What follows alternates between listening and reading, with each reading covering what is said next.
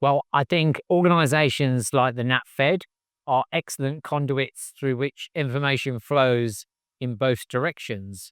But also, I think it's important that ministers get out and about across the country. I know, having been a minister, how you're attracted to staying in London, and it can sometimes feel like quite an effort to get out across the country. It's a big country and a lot of ground to cover. But I think the more they do that, the more, first of all, they'll have the opportunity to convey directly to housing associations what they need them to do. And housing associations will be able to share back the challenges they face. Well, there are a number of blockers. It's kind of difficult to figure out the biggest. So, for very small sites and small developers, BNG is causing a problem. For other organizations, access to finance at a cost that they can actually afford is a challenge. But I think the greatest challenge, as many people have said, is the planning legislation. So, obviously, some things stay in planning for a long time, and planning officers in councils up and down the country are often stretched. So, I'm hoping that some AI enablement of planning is going to help smooth out some of those obstacles. But as I say, planning is just one of multiple challenges that people face.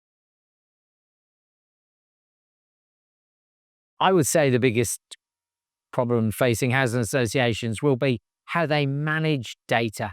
We seem to be living in a data rich environment, and we are given more and more tools on a daily basis to manipulate in it and understand it. But what we really need to make sure is that we can trust the integrity of the data that we are using. And I've seen a lot of examples recently where the data that's been used simply couldn't or shouldn't be trusted.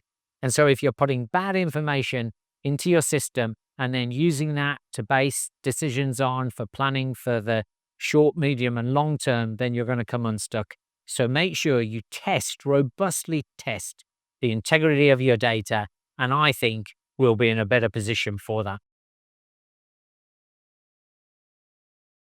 I think it's incredibly important. When I was a minister, we opened an office in Wolverhampton, and there were other government offices opened across the country because it is simply essential that we don't become too London centric in our thinking.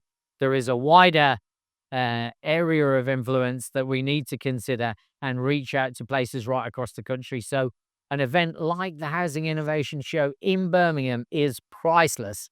It's an easily accessible place for people right across the country, and there is a wealth of creativity and innovation here. So, I hope as it goes from strength to strength each year, more people have the opportunity to experience it.